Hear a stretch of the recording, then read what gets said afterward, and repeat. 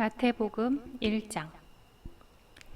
아브라함의 후손이며 다윗의 후손인 예수 그리스도의 족보입니다. 아브라함은 이삭을 낳고 이삭은 야곱을 낳았습니다. 야곱은 유다와 그의 형제들을 낳았습니다. 유다는 베레스와 세레를 낳았는데 이들의 어머니는 다말입니다. 베레스는 헤스론을 낳고 헤스론은 람을 낳았습니다. 람은 아미나답을 낳고 아미나답은 나손을 낳았습니다. 나손은 살몬을 낳았습니다. 살몬은 보아스를 낳았는데 보아스의 어미는 라합입니다. 보아스는 오벳을 낳았는데 오벳의 어머니는 룻입니다. 오벳은 이새를 낳았습니다. 이새는 다윗을 낳고 다윗은 솔로몬을 낳았습니다. 솔로몬의 어머니는 우리아의 아내 밧세바였습니다. 솔로몬은 르호보암을 낳고 르호보암은 아비야를 낳았습니다. 아비야는 아사를 낳았습니다. 아사는 여호사밧을 낳고 여호사밧은 요람을 낳았습니다. 요람은 우시야를 낳았습니다. 우시야는 요담을 낳고 요담은 아하스를 낳았습니다. 아하스는 히스기야를 낳았습니다. 히스기야는 므낫세를 낳고 므낫세는 아몬을 낳았습니다. 아몬은 요시야를 낳았습니다. 요시야는 여고냐와 그 형제들을 낳았는데 이때는 백성들이 바빌론으로 끌려갈 무렵이었습니다.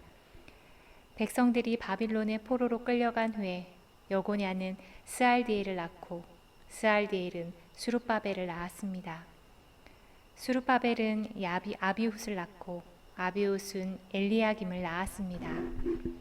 엘리야김은 아소르를 낳았습니다. 아소르는 사독을 낳고 사독은 아킴을 낳았습니다. 아킴은 엘리훗을 낳았습니다.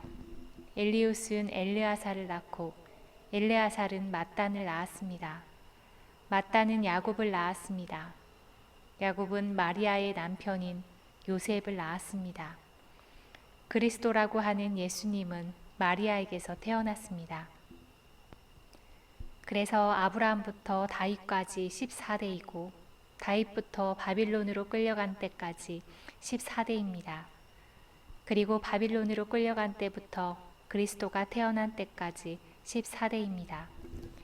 예수 그리스도는 이렇게 태어나셨습니다. 예수님의 어머니인 마리아는 요셉과 약혼을 했는데 두 사람이 결혼도 하기 전에 성령에 의해서 마리아가 임신하게 된 사실이 밝혀졌습니다. 마리아의 남편 요셉은 의로운 사람이었습니다. 그는 마리아를 창피하게 만들고 싶지 않아서 조용히 파혼하려고 하였습니다. 요셉이 이 일을 생각하고 있을 때 꿈에 주의 천사가 나타났습니다. 천사는 요셉에게 이렇게 말했습니다. 다윗의 자손 요셉아, 마리아를 아내로 삼는 것을 두려워하지 마라. 마리아가 아기를 가진 것은 성령께서 하신 일이다. 마리아가 아들을 낳을 것인데 이름을 예수라고 하여라. 그가 자기의 백성을 죄에서 구해낼 것이다. 이렇게 하여 주께서 예언자를 통해서 예언하신 말씀이 이루어졌습니다. 보라, 처녀가 임신하여 아들을 낳을 것이며 사람이 그의 이름을 임마누엘이라고 부를 것이다. 임마누엘은 우리와 함께 계시는 하나님이라는 뜻입니다. 요셉은 잠에서 깬 후 주의 천사가 명령한 대로 했습니다. 요셉은 마리아와 결혼하였습니다. 그러나 마리아가 아들을 낳을 때까지 요셉은 잠자리를 같이 하지 않았습니다. 그리고 아들을 낳자 이름을 예수라고 불렀습니다. 2장. 예수님께서는 헤롯이 왕으로 있던 시대에 유대의 베들레헴이라는 마을에서 태어나셨습니다. 그때 동쪽 나라에서 몇 명의 박사들이 예루살렘으로 왔습니다. 그들은 이렇게 물었습니다. 유대인의 왕으로 태어나신 아기가 어디 계십니까? 우리는 동쪽에서 그 아기의 별을 보고 아기에게 경배하러 왔습니다. 헤롯 왕은 이 소리를 듣고 깜짝 놀랐습니다.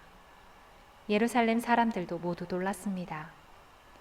헤롯은 모든 대제사장들과 율법학자들을 불러 모으고 그리스도가 어디에서 태어나실 것인지 물었습니다. 그들은 대답하였습니다. 유대의 베들레헴이란 마을입니다. 예언자들이 이렇게 기록해 놓았습니다. 그러나 유대 지방에 있는 너 베들레헴아, 너는 유대의 통치자들 가운데서 결코 작지 않다. 내게서 한 통치자가 나올 것이다. 그가 나의 백성 이스라엘을 돌볼 것이다. 그 소리를 듣고 헤롯은 박사들을 조용히 불렀습니다. 그리고 별이 처음 나타난 때를 알아냈습니다. 그리고 박사들을 베들레헴으로 보내면서 말했습니다. 가서 아기를 잘 찾아보시오. 아기를 찾으면 나에게도 알려주시오.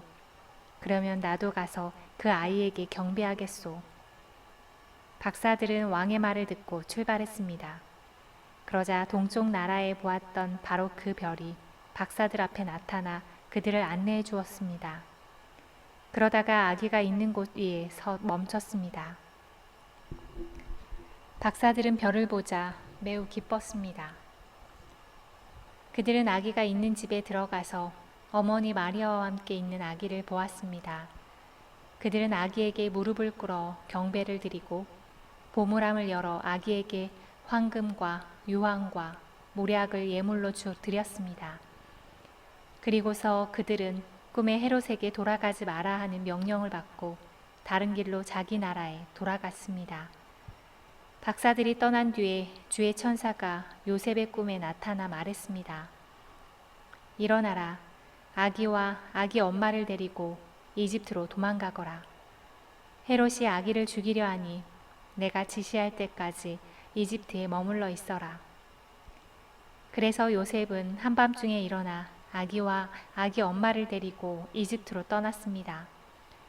요셉은 헤롯이 죽을 때까지 이집트에 있었습니다.